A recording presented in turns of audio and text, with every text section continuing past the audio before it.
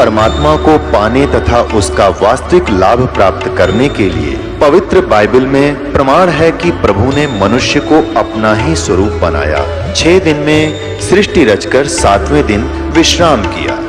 कुरान शरीफ में प्रमाण है कि हजरत मोहम्मद को खुदा स्वयं कह रहे हैं कि मैंने तुम्हें उस परमात्मा की महिमा बताने के लिए भेजा है। वो परमात्मा कबीर है जिसने 6 दिन में सृष्टि रची तथा 7वें दिन तख्त पर जा विराजा।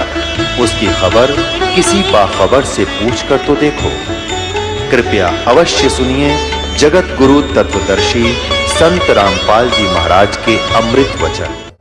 बाहर से आवाज लगाई परमात्मा ने, कह सम्मन भाई है घर पे। वो बातें कर रहे थे, नेकी कहने लगी कि गुरुजी की आवाज है। सम्मन कहने लगा, नहीं गुरुजी कहाँ, इतनी दूर कहाँ आएंगे, आपको धोखा लगा है। इतने में फिर आवाज लगाई, अरे सम्मन है घर पे, अग देख गुरुजी है। कहाँ, आवाज तो महाराज जी की है। तो तीनों उठ कर तीनों उछल पड़े, सामने खड़े तीन मूर्ति। ओए होए, अब उनका सपने में भी नहीं सोचा था कि इतनी संगत को छोड़कर आपके द्वार पर भगवान आएंगे। तो उनका विश्वास नहीं हो रहा कि मैं स्वप्न देख रहे हैं या सचमुच भगवान ही परमात्मा है। अब ऐसे खड़े हो गए जैसे पागल से हो जाते हैं कि अभी बातें कर रहे थे और अभी भगवान आ गए गुरुजी।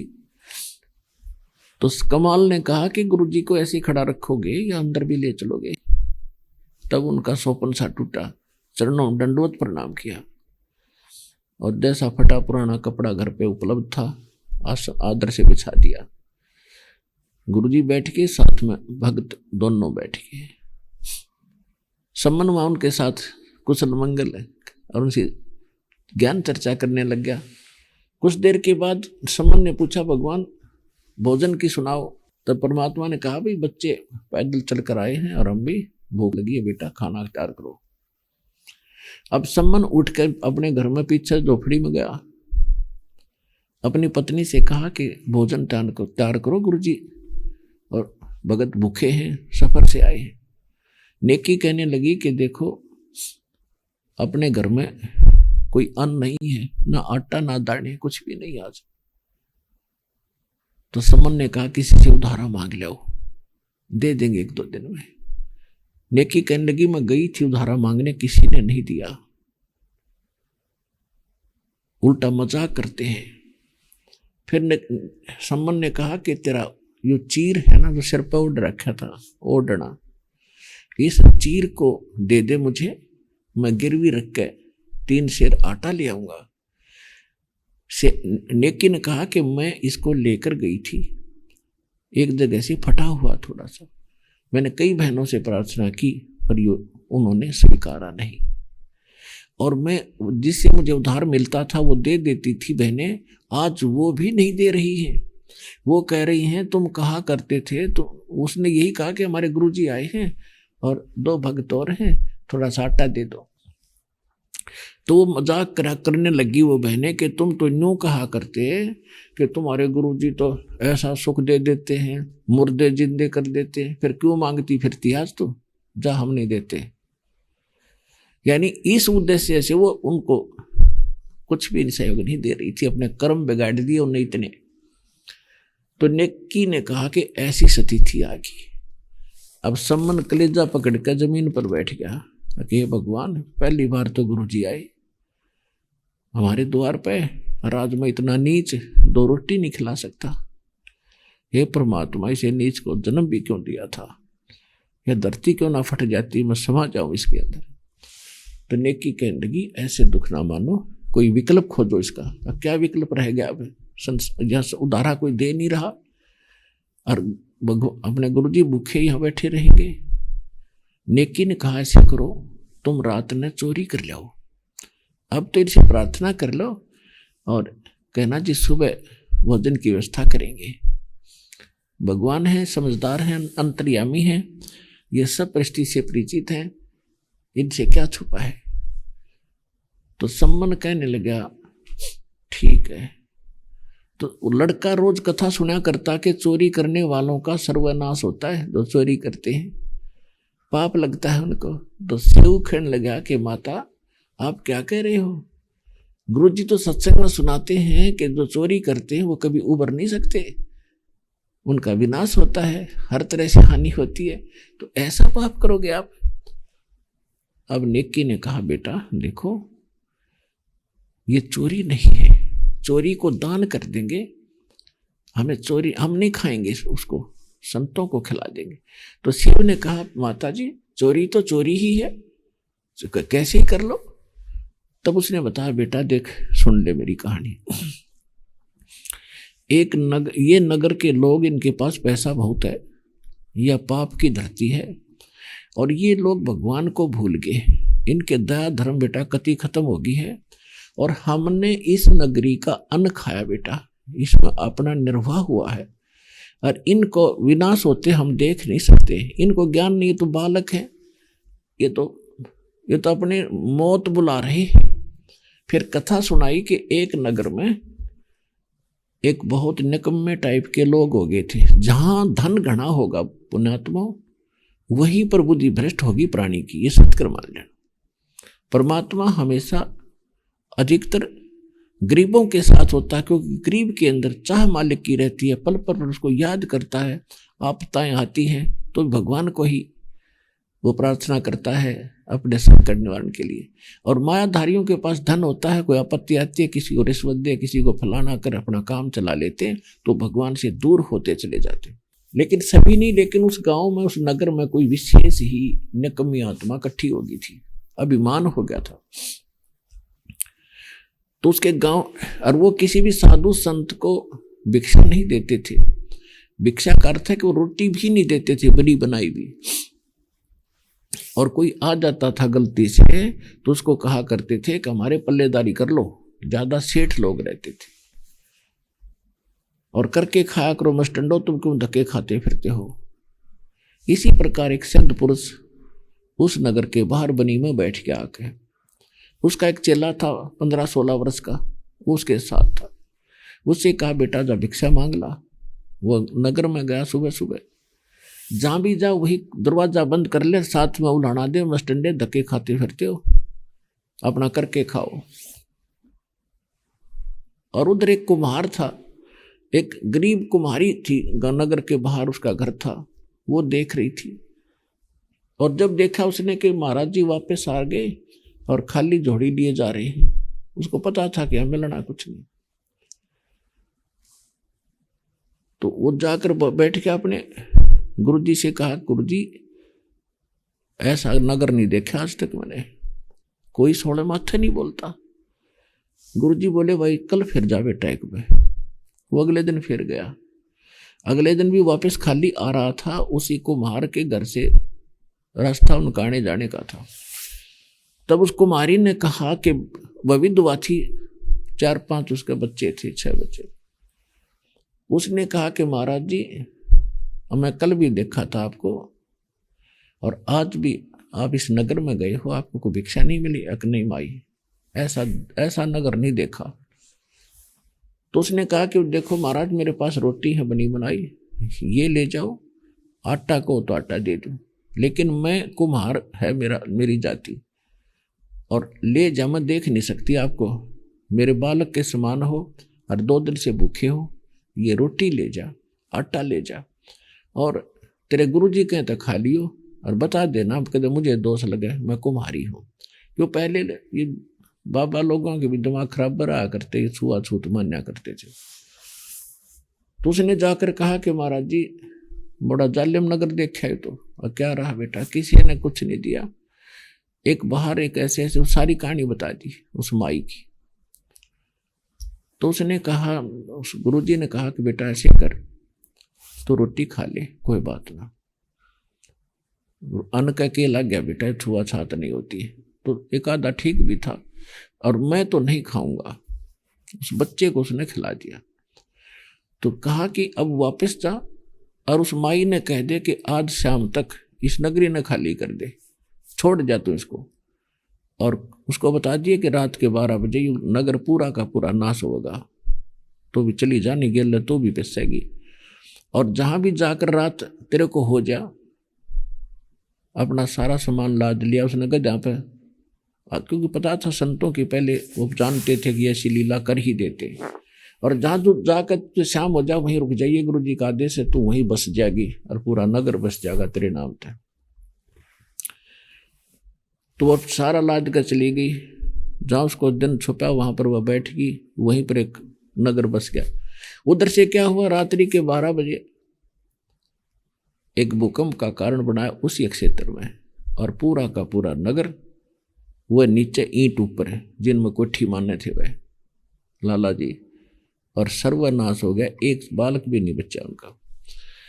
तो पुण्यात्मा उसने कथा सुनाई, बेटा ये आज उस स्थिति में है जैसे नगर का नाश हुआ था, और बेटा हम देख नहीं सकते इस नगर को उजड़ते हुए, हमें ज्ञान है और इसका समाधान भी यही है कि इस नगरी का थोड़ा बहुत अन्न भगवान के मुंह ला दे तू, और ये नगर बस जाएगा। बेटा ये जानबूझ के बकवाद कर रहे हैं आज, ये हमें जानबूझ कर नहीं दे रहे हैं, नहीं इनके घर में, इनके घर कोई कमी है, भगवान ने सारी मौज कर रखी है। तो इस बात पर शिव सहमत हो गया, खामा नाश हो जाएगा कच्ची फिर से। तो बेटा हम नहीं खाएंगे, कति तोल के 3 शेर लाना कहीं से मिल जाता है, फल तो तीनों महापुरुषों को खिला देंगे और ये सुबह प्रस्थान कर जाएंगे, और फिर हम जैसा तैसा होगा अपना टाइम पास करेंगे। तो शाम को वो 12 बजे से दोनों पिता पुत्र चोरी करने चले। एक सेठ की बनिए की दुकान में सेंध लगा ली, सुराग कर लिया, पाड़ लगा दिया। अब शिव कहने लगा बेटा, सम्मन कहने लगा बेटा तू बाहर खड़ा रहना और मैं ले आऊंगा भीतर आटा, अंदर से आटा निकाल के, और ऐसे करना कोई घर का सदस्य जाग गया और मुझे पकड़ देगा तो मैं इस सुराग के अंदर से आटा भी फेंक दूंगा बाहर, कपड़े में बांध दूंगा और तू लेके भाग जाना। ठीक है।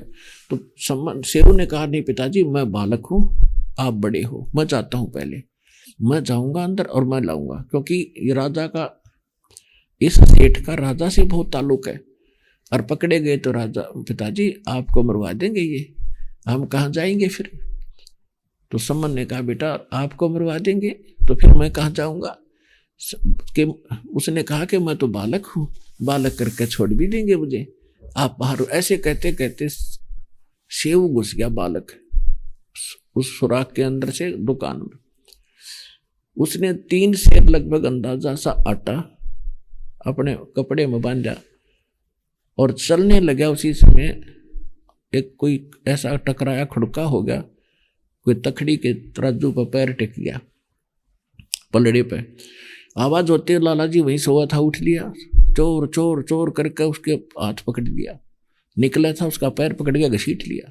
तब तक उसने वो आटा बाहर फेंक दिया और थाम के बांध दिया पिलर से, रस्से थे, और देखा दीपक चसा के, अच्छा भगत जी हैं, आज थारे ढोंग का पता लग गया ना, ऊपर तो भगत रात ने चोरी करो तुम्हें।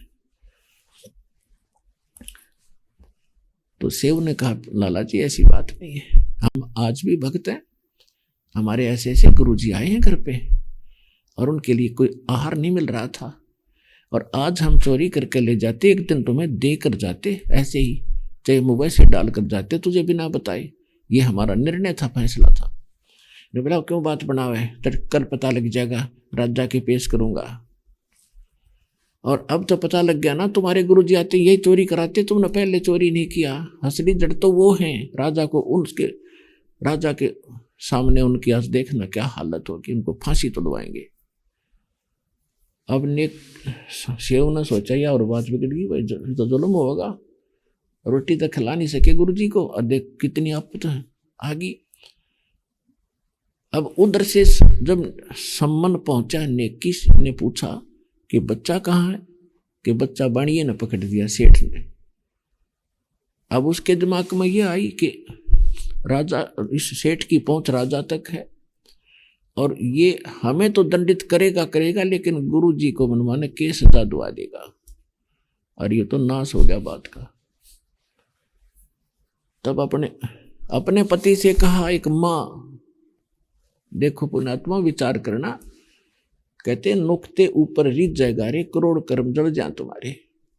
उस माँ ने ये कहा कि ये तलवार ले जा और किसी तरह बेटे का सिर एक बार सुराख से बाहर निकलवा लेना और शीश काट लिया लड़के का। समन बोला इसका मैं मतलब नहीं समझा। तो नेकी ने कहा कि क्या होगा, लड़के का जब सिर कट जाएगा तो वो धड़ उसके पास रह जाएगा, क्योंकि पैर बांध कर रखेगा वो। फिर उसको भय बनेगा कि 302 का मुकदमा तेरे पर बनेगा, और वो क्या करेगा, उसको कहीं फेंका होगा उसको शव को, फिर उसने ठा लाएंगे हम, और शीश उसके पास रह गया तो फिर दिक्कत हो जाएगी, लोग पे छान देंगे और बात बिगड़ जाएगी। तो इस बात का सम्मान कभी समझ में आ गई, तलवार लेकर चल पड़ा। उधर से उस सेवक के मन में यही थी कि भगवान मेरा पिताजी मेरी गर्दन काट ले, ताकि लाला का डर बन जाए, इसने फेंक दे धड़ने की बात आगे ना बढ़े। ये तो गुरु जी के ऊपर नाश करवाओगा, सारी बात वहां बिगाड़ेगा और उन्हीं की कंप्लेन करेगा। सम्मन जब पहुंचा उसके पास, कहा कि बेटा सेऊ, एक कान में बात बतानी है तेरे, अरे एक बार सिर बाहर निकाल ले बेटा, घड़ी गुप्त बात है, कल तो ना जाने हम मिलेंगे कि ना मिलेंगे, दोनों मार दिए जाए राजा के पास। तो सेऊ ने कहा लाला जी से कि लाला जी बाहर मेरे पिता खड़े हैं और मुझसे कोई विशेष बात कान में बताना चाहते हैं, आपकी आज्ञा हो तो मैं एक बार बात कर लूँ। कहा नहीं, तुम भागना चाहता है। उसने कहा, सेऊ ने कहा जी मेरे पैर का रस्सा ढीला कर दो, पैर बांध कर रखियो और थंबे का बांध रखो, मैं सिर निकाल लूँ, इतना लूज कर दे। तो लाला जी ने सोचा भाई कोई बात नहीं, कल तो ये शायद मिल नहीं पाएंगे, और के बिजली पड़ी है, 3 शेर आटा लिया है इन्होंने, तो खम पैर बांध कर थोड़ा कुछ ढीला कर दिया और सेऊ ने सिर बाहर निकाला, ऐसे बाहर निकाला। तो ये बाप था, तलवार ले रहा था, पीछे छुपा रखी थी, लड़का देख कर डर गया, लेकिन बाप था, हाथ ना उठा, सहम गया कि कर मारो बेटे ने। इतने में सेऊ ने कहा कि पिताजी मेरी बात सुना। कहा बोले कि अगर तू मेरा बाप है ना रियल में, तो मेरा सिर काट दे और ले जाए इसने उठा के। अगर तू बाप ने सिर नहीं काटेगा तो मेरा बाप नहीं, मैं किसी और का बीज हूं। अब बच्चे की यह बात सुन के एकदम करंट आया उसके, और तलवार मारी और सिर उठा कर ले गया। अब लाला जी ने देखा, अगे तो कत्ल का मुकदमा तेरे लाग गया, ये तो बात बिगड़ गई। वो तो कहेंगे लाला जी ने मार दिया, चोरी तक करने गया होगा, बालक सले बढ़ गया होगा। अब उन्होंने सोची बात बिगड़ गया था, तो लाला जी ने पकड़ के वो लड़के का कपड़ा और घसीट कर रातों रात एक को मार के पजावे हुआ करते पहले खंडर से, उनमें खंडर में डाला और आके अपना घर लीप वैसे ही बना के, ईंट आट कच्ची पक्की ला के और लीप लाप कर रेत रेत मार के ऐसा कर दिया जैसे यहाँ कुछ हुआ ही नहीं था। अब जब सम्मन अपने पुत्र का शीश लेकर घर पहुंचा तो नेकी बोली इसने अलमारी में रखते छुपा के, गुरुजी को पता नहीं लगना चाहिए ना, ये रोटी नहीं खाएंगे। और ऐसे कर तो वापस जा, लाला जी उस लाश ने घर नहीं रखेगा, उस शव को घर नहीं रखेगा, वो कहीं बाहर फेंक आया होगा, और उसके निशान उसके घर से देखता जाना, वो घसीट के ले जाएगा, दूसरा उठाओ भी नहीं का कि कोई और ना पता लग जाए। वो सारी बात सही पाई, जहां वो निशान जा रहे थे बच्चे के घसीट के, वहां तक पहुंच गया, उस शव को उठा के घर ले आया सम्मन, अपने बेटे के शव को, और उसको एक कमरे में पीछे कोठे में डाल के कपड़े डाल दिए पुराने फटे पुराने, और लड़का कटा हुआ। और नेकी समन कहता आंखों में आंसू नहीं आने चाहिए नेकी तरह, कदे गुरु जी को पता लग जाए भोजन ना खावे। तो उन्होंने क्या किया, रोटी बना दी पखत और कहा वक्त से गुरु जी को निकाल दे, कहीं कोई सुराख ना लग जाए किसी ने।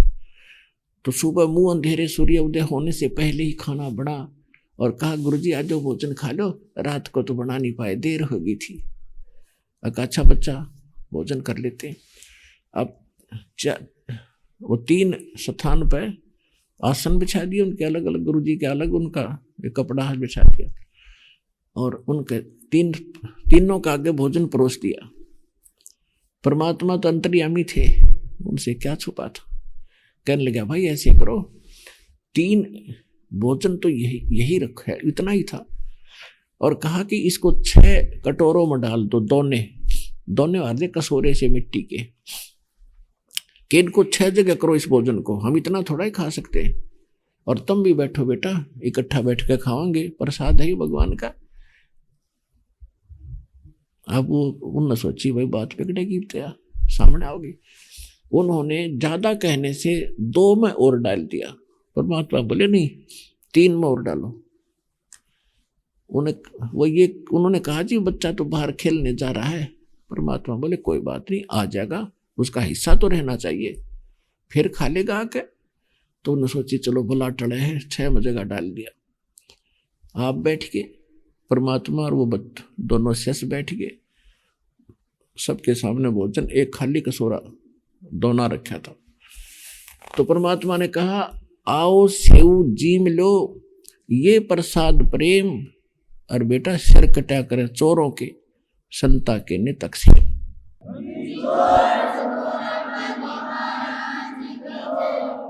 सेऊ धड़ पर शीश चढ़ा और आ बैठा पंगत मां, और नहीं घरारा गर्दन के, यो ओ सेऊ कना।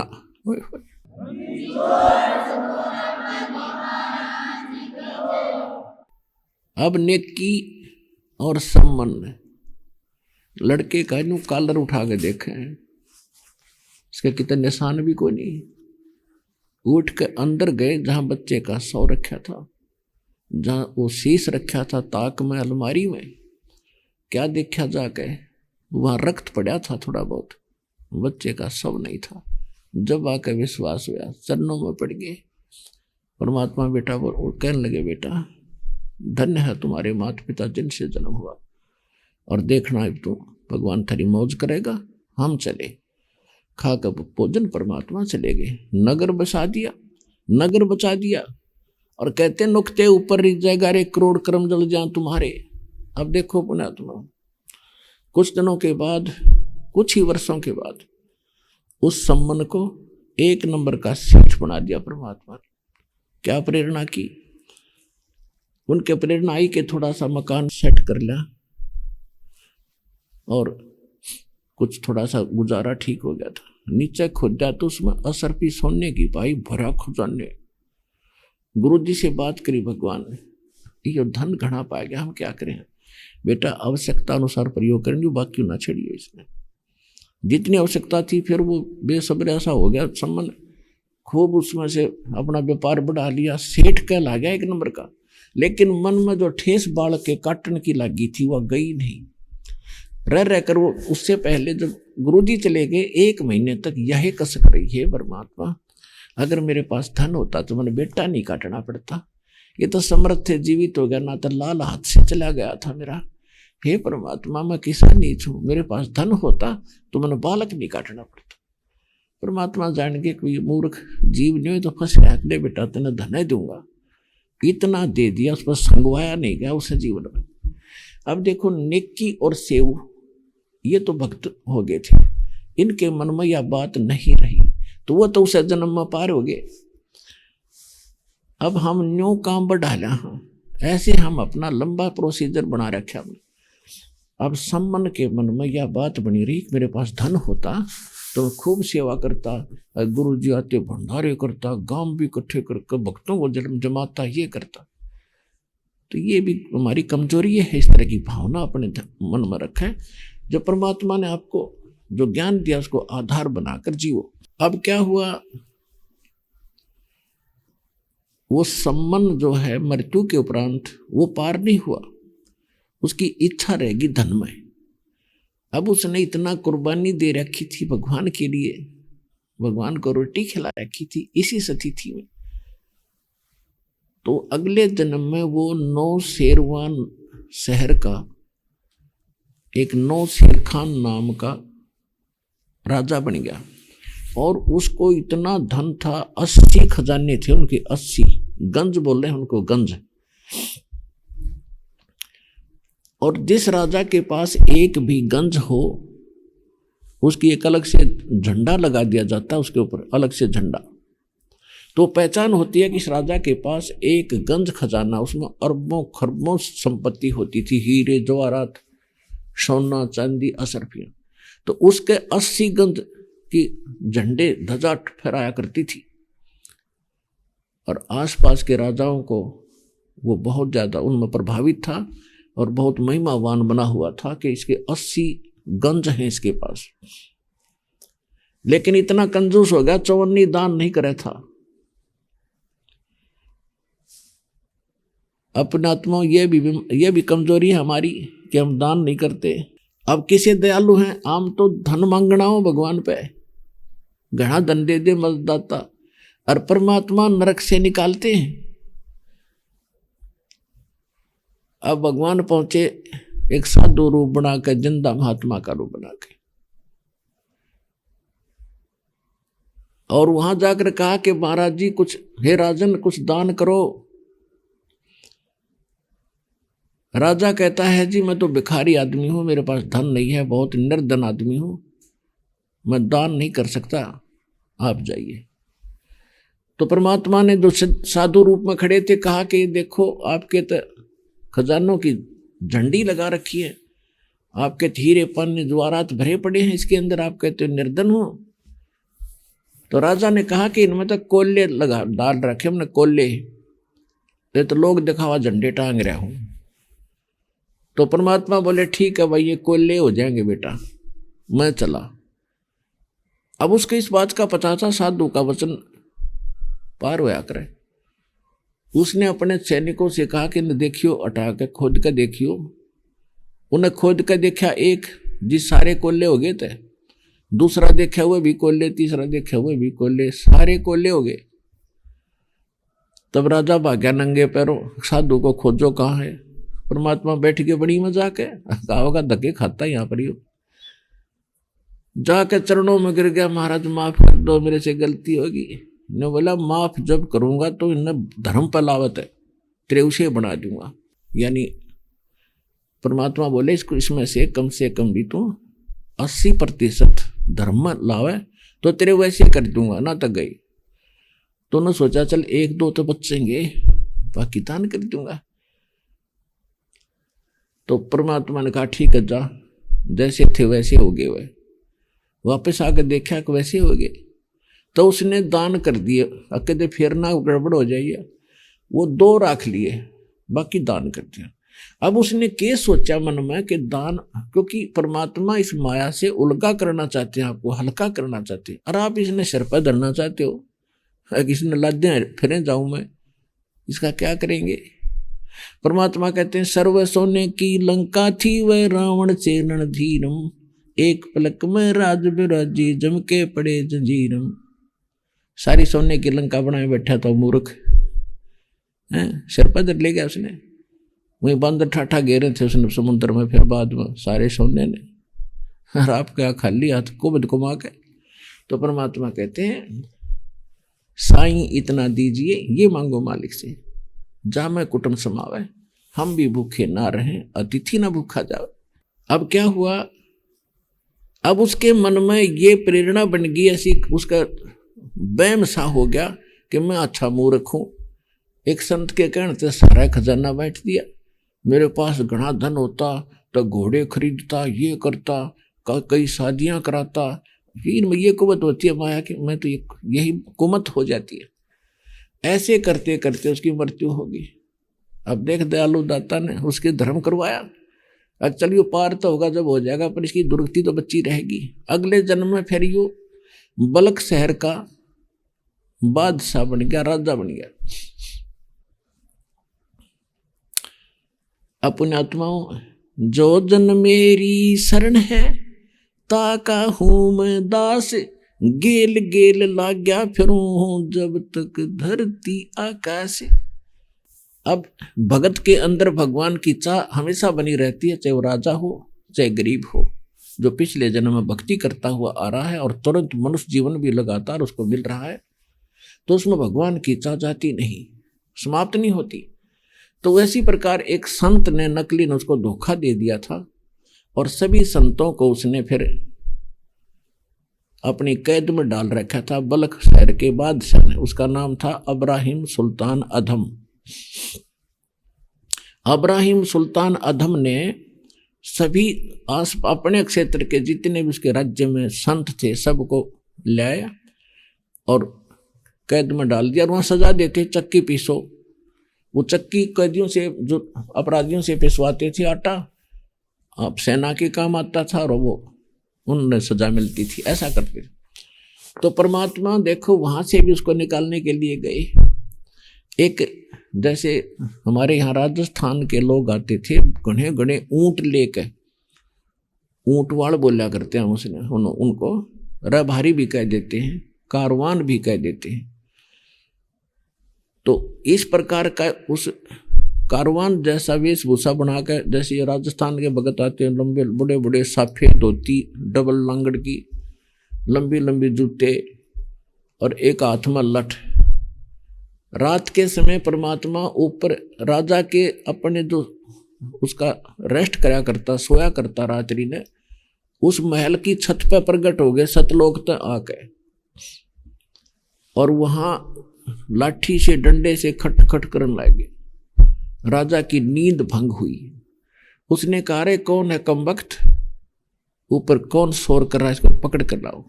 सैनिक गए भाग कर और लाए पकड़ के। एक ग्रामीण सा व्यक्ति और जैसे बावड़ा सा भोला बाला सामने खड़ा। राजा ने पूछा भाई कौन है तू, कहाँ से आया है, छत पर क्या कर रहा था? उसने कहा जी मैं ऐसे ऊँटों वाला हूँ और मेरा एक ऊँट गुम हो गया और मैं उनको खोजता खोजता आपकी छत पर आ गया। मैंने सोचा ऊपर बैठा हो तो देख लेता हूँ, बड़ा लंबी चौड़ी छत थी आपकी। राजा ने सोचा तो सचमुच भोला भाला व्यक्ति है। उससे कहा रे मूर्ख, छत पर ऊँट कभी जा सकता है? तेरी अकल कहाँ गई? राजा ने जो संत कैद किए थे उनसे यही प्रश्न करता था कि क्या तुमने भगवान पा लिया? कोई 20 वर्ष से लगा, कोई 30 वर्ष से, कोई 40 वर्ष से, और यदि तुमने मिल गया है तो मुझे भी मिलाओ। अब ना तो न भगवान का पता था, बेचारे श्रद्धालु अवश्य थे, साधु संत बने हुए थे, कुछ नकली कुछ थोड़े बहुत ठीक थे, उनके पास ये जवाब नहीं था तो उनको जेल में इसलिए डाला था। तो परमात्मा ने कहा, फिर उसके प्रश्न का उत्तर दिया कि जिस प्रकार महल की छत पर ऊंट नहीं हो सकता, क्वाइट इम्पॉसिबल, ठीक इसी प्रकार इन बकवादों को जो तू कर रहा है, इस गद्दी पर बैठ के बकवाद करने से भगवान नहीं मिल सकता। न्यू कह के अंतर ध्यान हो गए। राजा का चक्कर आ गया, उसको चक्कर आगे बेहोश हो गया। उधर से परमात्मा पहुंच गए, उस कैद के अंदर के सामने खड़े हो गए जाकर, जहां पर वो उसके 360 बच्चे बैठे बैठे चाकी पीस रहे थे। वो भी भगत थे, दाता को रो रहे थे। और हम प्रार्थना करते हैं विष्णु का आगे, हमारे दुख भी यूं दूर करता है करके। वहां जाकर खड़ा हो गए उसी रूप में। सैनिकों ने कहा, जेल के पहरेदारों ने भी, कैसे आ क्या तू? कि राजा ने मेरी सजा कर दी भाई। अच्छा कहाँ, चल तो भी अंदर। कहा ठीक है, वो भी अंदर कर दिया, भगवान भी। अब कहा कि ले चक्की है, बैठ इस पे तू भी पीस।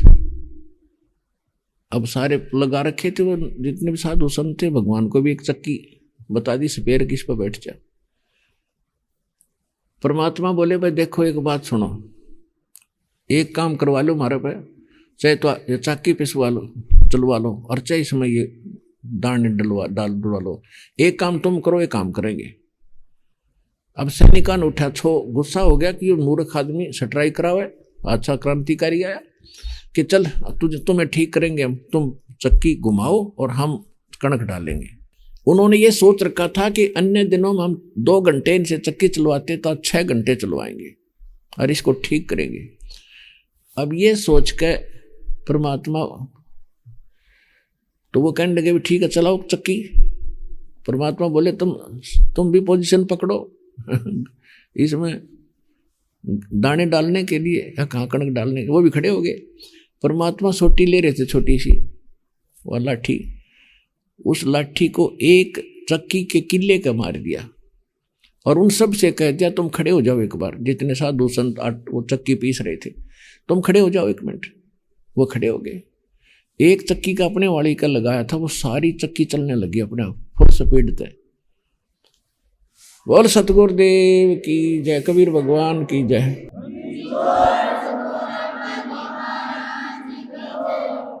और उन संतों से कहा कि आंखें बंद करो। उन आंखें बंद करी और कहा खोलो।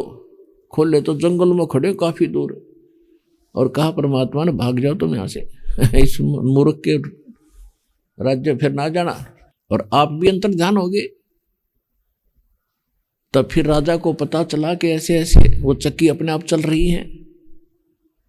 अब वो सैनिकों ने डर हो गया जो इंचार्ज थे कैद के, कि राजा ही हमने फांसी देगा, हमें नौकरी से निकाल लेगा, दंडित करेगा, कि सारे कैदी भाग गए। अब वो डर गए और वो चक्की चल रही। तो उन्होंने जाके संदेशा दिया, तो राजा चल के आया, होश में आ गया। फिर वो देखा कि सारी चक्की चले, तो वो भी बचाए दंडित होते हैं ना, तो वो भी दंडित कर देता वो मूर्ख। तो राजा के जब खूब काफी देर खड़ा रहा, वो चलती रही, राटा डालर खूब पीसन लाग रही, फिर बंद होगी। तब राजा ने सोचा भाई ये तो कोई आम व्यक्ति नहीं था, ये तो भगवान था, अल्लाह था, अल्लाह का स्वरूप था, कोई उसका जो अंश था, फरिश्ता था। और ये सोचे भगवान एक बार फिर आवे, फिर दर्शन करूं। कुछ दिनों के बाद परमात्मा फिर गए, एक मुसाफिर यानी यात्री का रूप बना के, सिर पर छोटी सी गठड़ी, फटे पुराने से कपड़े, ग्रामीण व्यक्ति सा बन के राजा अपने महल के सामने बैठा था। शाम के समय 4-5 बजे से, और परमात्मा पहुंच गए, सैनिक खड़े। तो उसने जाके कहा, परमात्मा ने कहा कि ए सराय वाले, धर्मशाला वाले, सराय माने धर्मशाला, भाई मुझे एक कमरा किराए पर दे दे, और मैंने ऐसे ऐसे वहां जाना था, देर हो गया, सुबह जाऊंगा मैं, और इसका किराया बता कितना लेगा एक कमरे का। नो बैठ के गठड़ी धर के बैठ गया। राजा उसके मुंह की तरफ देखे, कहने लगे अरे भले आदमी, तेरे को ये सराय दिखाई देती है? ये तो राजा का महल है, मैं राजा हूं, भोले यात्री कहाँ आ गया तू यहाँ पर? धर्मशाला तो बाहर है, वहां जाओ, सराय तो वहां पर है। तो परमात्मा बोले ए भाई जी, आपसे पहले कौन था इसमें? मेरे जो ना माता पिता थे, मेरे पूर्वज थे, तो वो उनसे पहले कौन था कि उनके माता पिता, उनसे पहले कौन था कि उनके माता पिता। तो कहाँ गई वो? कि वो तो अल्लाह खुदा को प्यारे हुए। तो आप कितने दिन रहोगे भाई जी इसमें? ये सरा नहीं तो तुम महल समझता इसको? ए महामूर्ख, न्यू कह के अंतर जान हो गए। ये तेरे बाप दादा पड़पीडी कहते हैं हम कारवान हो आए, मलों पे ऊंट बताए, मुझे बादशाह सुल्ताना, तुम कहाँ रहते जिंद दीवाना। हम महलों पे ऊंट बताई, सुल्तानी को त्यावर आई, दूजे का सिद्ध गवन किया रे, वो महल सराय लिया रे। जब हम महल सराय बताई, सुल्तानी को त्यावर आई। ये तेरे बाप दादा पड़ पीढ़ी, ये भी बसे सरा में गिद्दी, ऐसे ही तू उठ चल जाई, ताते में ये महल सरा बताई। और यूं कह के दाता अंतर ध्यान हो गए। उसके बाद फिर क्या हुआ? अब देखो पुणात्मा, हम तो मांगे राजपाट और धन, और भगवान आप अपने रत्न को कैसे नाश होने दे, अपने लाल को कैसे नरक में जान देगा। ऐसे भगत को जो इस माया के अंदर धस गया, दलदल के अंदर, और इस दलदल में धसने के बाद निकालने के लिए करेन चाहिए। करेन आपको, और वह करेन परमात्मा के पास है, यहाँ से आप नहीं निकल सकता जीव दलदल से। अब वह करेन इस दास को दे रखी है।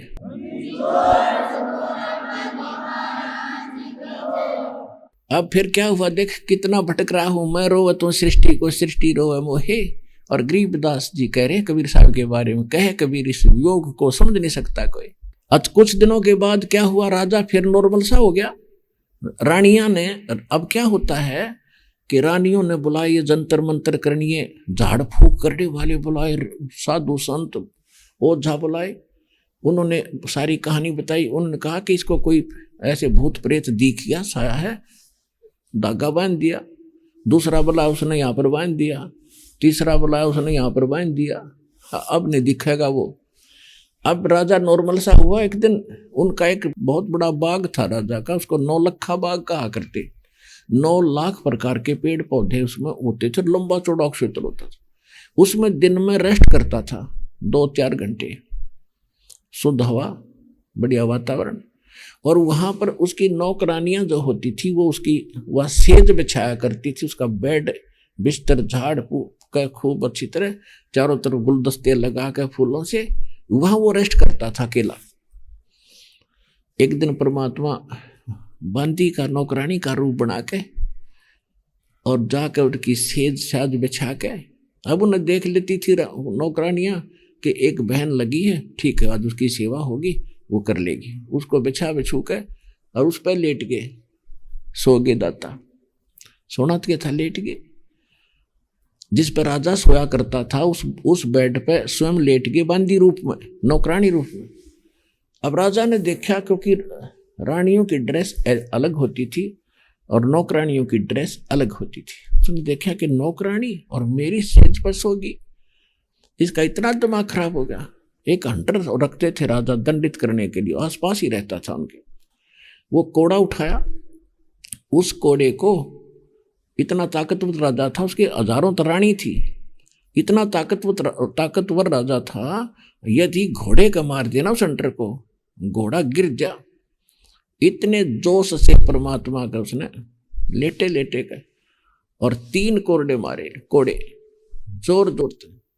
परमात्मा एकदम उठे, 3 निशान नारे नारे हो गए। पहले तो थोड़ा सा दुख सा दिखाया और फिर पेट पकड़ के हंसते हंसते न लोटपोट हो गए, हंसे हंसे हंसे हंसे। राजा ने सोचा कि इस कोड़े के लगने के बाद औरत हंस जा, ये तो बहुत हो ही नहीं सकता, या तो मूर्छित हो जानी चाहिए थी। फिर उसने हाथ पकड़ा परमात्मा का, बंदी का, और कहने लगा कि तू हंस क्यों रही है, कारण बता क्यों हंस रही है। तो परमात्मा ने कहा मैं इसलिए हंस रही हूं कि इस सेज पर जिस पर आप डेली सोते हो कई कई घंटे, मैं तो 1 घड़ी लोटी थी और 1 घड़ी लेटने का ये दंड मिला मुझे, 3 कोरडे लागे। बेटा तेरे साथ के बनेगी, मैं न्यू हंसो हूं। ऐसी गंदी सेज पर लौटने का मुझे ये दंड मिला, 3 कोरडे लागे, तो तेरा तो बक्कल उतरेगा, मैं न्यू हंसो हूं, संभल जा संभल। अंतर ध्यान हो गए। 2 घंटों में होश महाराजा उस दिन बेहोश हो गया, चेत हो गया। अब फिर और भी बहुत सी कथाएं, लेकिन शॉर्ट करता है दास। कुछ दिनों फिर एक बुला लिया मौलवी, उसने फिर गले में बांध दिया एक तबीज, कब ठीक हो जाएगा। और ऐसा करो, इसको बाहर शिकार के लिए ले जाओ जंगल में, इसका मन बदलेगा, इसको ठेस पहुंच गई है, को दिख गया इसको, जैसे को फरिश्ता यानी को भूत प्रेत दिख गया, इसको शैतान दिखाई देगा।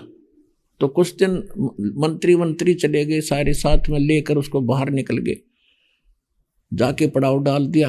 हफ्ते 10 दिन का प्रोग्राम बना के गए थे। अब क्या हुआ कि राजा और सभी सैनिक चारों तरफ खड़े थे, घूम रहे थे शिकार की तलाश में। कोई शिकार 12 बजे तक नहीं मिला।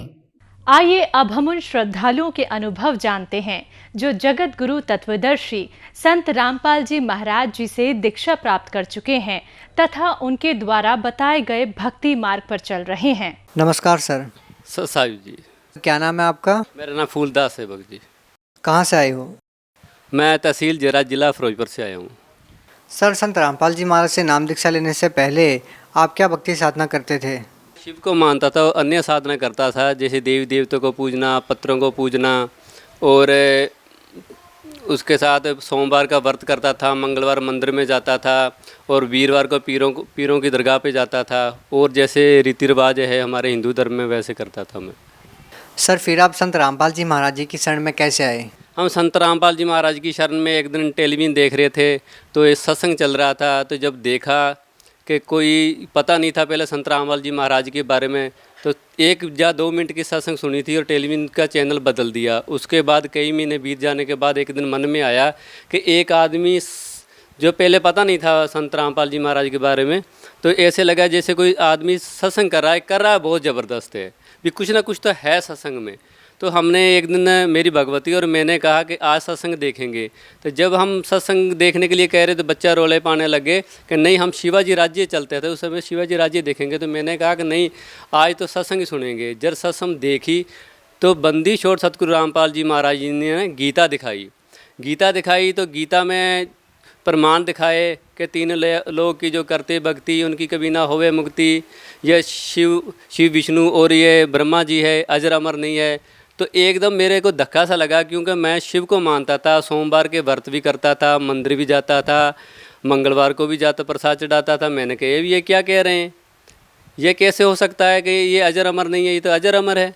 तो मेरे को बहुत मन में आया भी ये तो गलत कह रहे हैं। तो मैंने कई दिन देखता रहा, साधना चैनल सत्संग रोज डेली देखता था।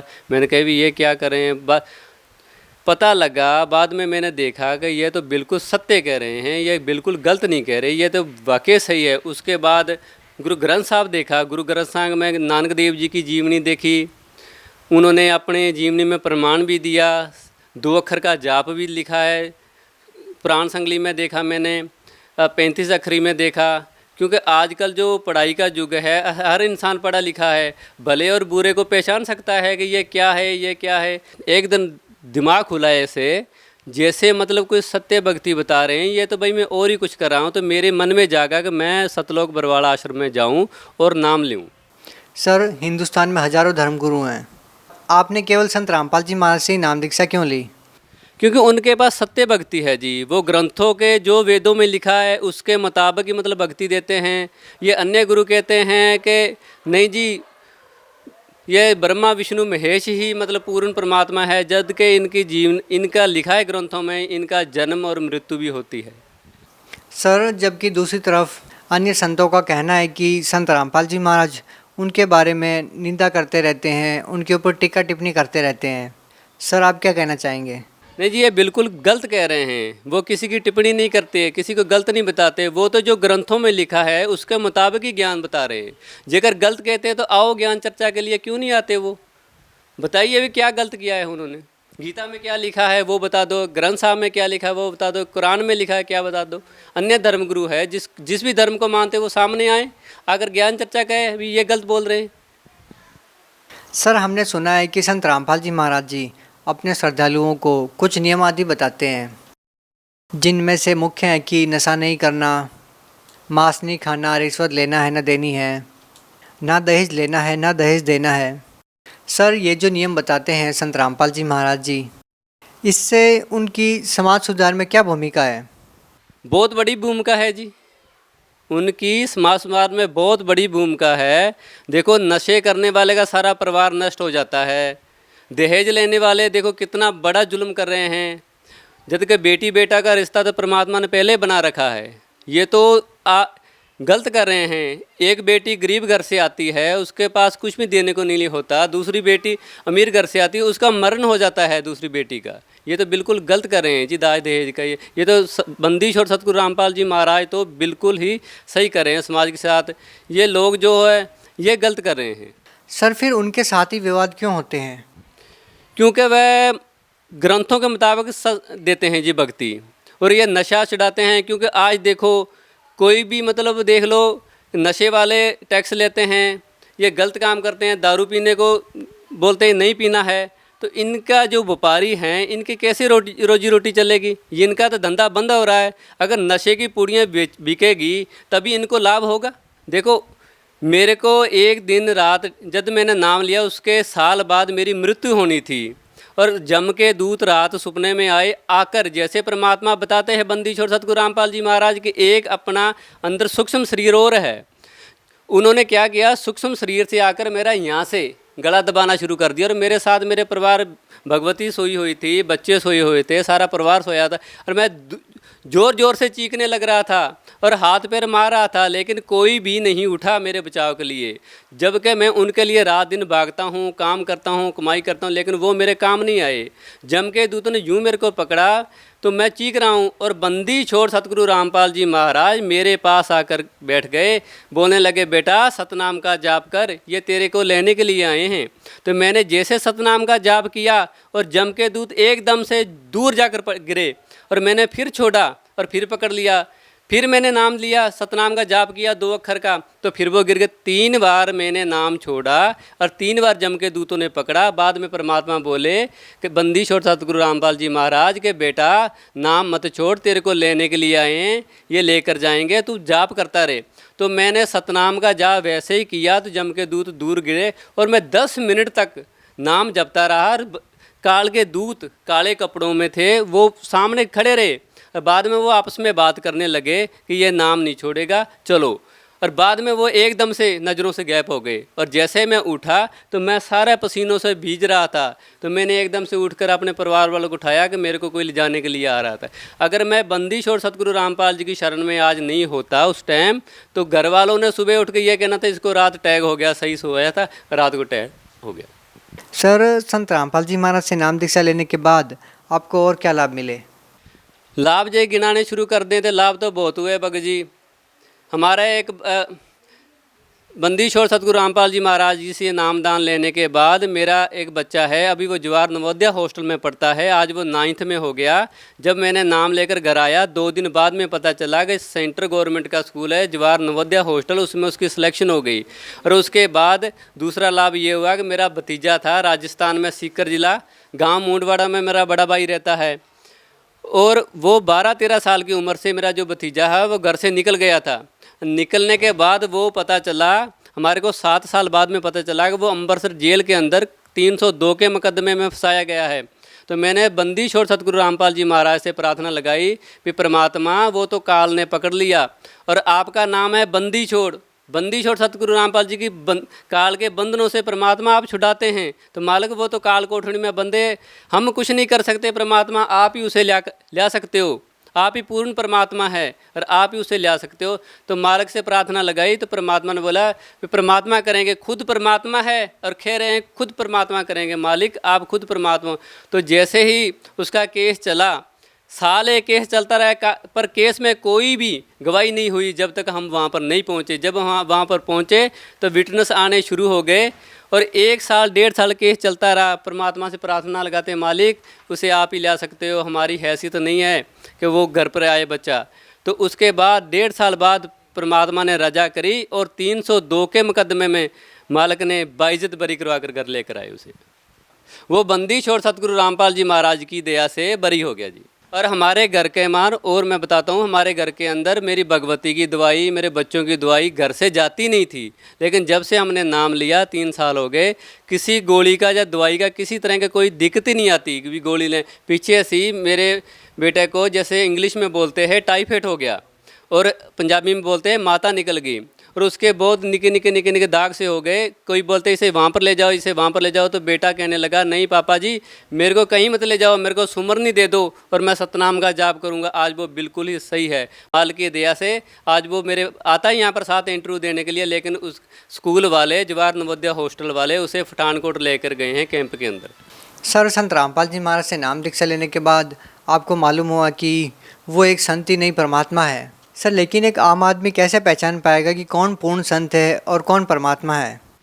सतगुरु के लक्षण कहूँ 4 विंगम भी, 4 वेद 6 शास्त्र 18 बोध। जिसको इनका ज्ञान हो, गीता का, कुरान शरीफ का, बाइबल का, गुरु ग्रंथ साहब का, वही सतगुरु हो सकते हैं। जो ग्रंथों के मुताबिक भक्ति दें उसे ही सतगुरु कह सकते हैं। जैसे नानक देव जी बोलते हैं, 2 अक्षर का भेद बताए, वही पूर्ण गुरु कहावे। सर, जैसा कि आपने बताया कि संत रामपाल जी महाराज जी बहुत अच्छा ज्ञान देते हैं, समाज सुधार में बहुत बड़ा योगदान है उनका, फिर उनके साथ ही विवाद क्यों होते हैं? क्योंकि देखो, जो पूर्ण संत हो उसके साथ विवाद तो ये नकली करते ही हैं। क्योंकि जब परमात्मा कबीर साहब जी आए थे तो उनके साथ कितना विवाद हुआ था। उनके साथ बहुत विवाद किया, उनको हथकड़ी लगा के खूनी हाथी के आगे डाल दिया, उनको दरिया में फेंक दिया, पत्थर मारे, गोले चलाए। उसी तरह ही संत रामपाल जी महाराज से ये विवाद कर रहे हैं, क्योंकि संत रामपाल जी महाराज एक तो वेदों के अनुसार ज्ञान देते हैं, दूसरा वो नशा छुड़ाते हैं, क्योंकि इनका जो धंधा है नकलियों का वो बंद हो रहा है, इसीलिए ये उनके ऊपर विवाद करते हैं। और यही सही संत की पहचान है, विवाद ही सही संत की पहचान है, क्योंकि उन्होंने पता नहीं कितनी शादियां करा दी बिना दहेज से, बिना लालच से, क्योंकि बेटी और बेटा का रिश्ता परमात्मा ने कर चुका है। ये नकली कहते हैं कि दाज दो दहेज दो, नहीं, ये बिल्कुल गलत है जी। सर, भगत समाज को क्या संदेश देना चाहते हैं? मैं तो प्रार्थना कर सकता हूँ जी भगत समाज से भी, आजकल पढ़े लिखे हैं सभी, आप देखो सत्संग सुनो, 7:40 से 40 मिनट पर साधना चैनल पर सत्संग आता है, आप वेद देखो, और वेद देखो, वेद हर एक घर के अंदर वेद मिल जाता है। जैसे हिंदुओं के अंदर गीता है, कुरान शरीफ है, बाइबल है, हर धर्म के अंदर कोई ना कोई ग्रंथ होता है, वो देखो और मेज करो भी सही क्या है, जो सही मार्ग है वो अपनाओ, गलत मार्ग बिल्कुल ही मत अपनाओ। आप अगर गलत मार्ग अपनाओगे तो 84 लाख जूनों में जाओगे आप। जो सत्य ज्ञान आप देखो और पूर्ण मोक्ष कराओ। सर, जो श्रद्धालु संत रामपाल जी महाराज के ज्ञान से प्रेरित होकर उनसे नाम दीक्षा लेना चाहते हैं, तो उनसे नाम दीक्षा कैसे ले सकते हैं? देखो, परमात्मा ने, बंदिश और सतगुरु रामपाल जी महाराज ने हर ज़िले के अंदर नाम सतल खोल दिए हैं, वहाँ से आप कोऑर्डिनेट से संपर्क कर सकते हैं। टेलीविज़न के ऊपर एक पट्टी आती है, उसमें फ़ोन नंबर दिए हुए हैं, उन फ़ोन नंबरों पर आप फ़ोन कीजिए। और जगह जगह पर परमात्मा ने नाम सतल खोल दिए हैं, आप कहीं से भी नाम ले सकते हैं। सर, आपको और क्या लाभ हुए? देखो जी, मेरे को लाभ तो बहुत हुए हैं। मेरी ज़िंदगी दुखों से, जब मैं 3.5 साल का था, जब मेरे पिताजी की डेथ हो गई किसी, उससे लेकर आज दिन तक दुखों में, जब नाम नहीं लिया था उससे पहले दुख ही दुख थे। और बंदिश और सतगुरु रामपाल जी महाराज की शरण में आने के बाद परमात्मा ने इतना सुख दे दिया कि मालिक मैं कह ही नहीं सकता, बता ही नहीं सकता भी, इतना सुख, इतना सुख। अगर मैं एक बात भी झूठ बोलूं, तहसील जीरा, जिला फिरोजपुर, मेरा फ़ोन नंबर भी ले सकते हो। बिल्कुल आज जाकर देखो मेरा परिवार कितना सुखी है, मालिक की रजा हुई, बच्चा हॉस्टल में गया चला, एक मालिक का बच्चा और है, परिवार के 4 सदस्य हैं, चारों ने नाम लिया है। बंदिश और सतगुरु रामपाल जी महाराज की दया से बहुत अच्छा परिवार है और बहुत अच्छी कार कमाई भी अच्छी है मालिक की दया से। मेरी पत्नी बहुत बीमार रहती थी, उसकी दवाई चलती रहती थी, कभी जाड़ में दर्द, कितने पेट में दर्द, बहुत ज़्यादा, मतलब दवाइयों का इतना कहर टूटा हुआ था बीमारी का, बहुत ज़्यादा। और जब नाम लेने के लिए जाना तो उससे पहले भी वो बीमार कर दी काल ने, क्योंकि मैं पूजा करता था शिव भगवान की, व्रत करता था। काल नहीं चाहता था कि वे सतलोक बरवाड़ा आश्रम में परमात्मा के पास जाए और सत्य भक्ति करे। इतनी बीमार कर दी कि मैं आज 10-15 दिन लगातार दवाई दिलाने लगा, लेकिन उसको एक भी गोली का फ़र्क नहीं हुआ। पता नहीं मैंने कितनी शीशे पिला दी, डॉक्टर बोलता है इसके अंदर इन्फेक्शन हो गया, क्योंकि उस जब बाथरूम करने वाली जगह से उसे इतना दर्द होता था कि वो 2 कदम भी नहीं चल सकती थी। जिस दिन मैं बंदिश और सतगुरु रामपाल जी महाराज के पास जाना था, तो उसके पहले 2 इंजेक्शन लगने थे, जैसे एक आज लगना है, एक काल लगना है, लेकिन मैंने एक इंजेक्शन सुबेरे लगवा दिया, एक शाम को लगवा दिया। 3 दिन की दवाई मैंने ले ली एडवांस भी, चलो रास्ते में किसी तरह से कोई दिक्कत ना आवे। लेकिन वो दवाई उसी तरह मैं सतलोक बरवाड़ा आश्रम में ले गया और वापस नाम लेकर वापस घर में आ गया, लेकिन एक गोली भी नहीं ली। और भगवती के बिल्कुल ही, मेरी पत्नी के बिल्कुल ही दर्द नहीं हुआ। धन्यवाद सर। सत साई भगत।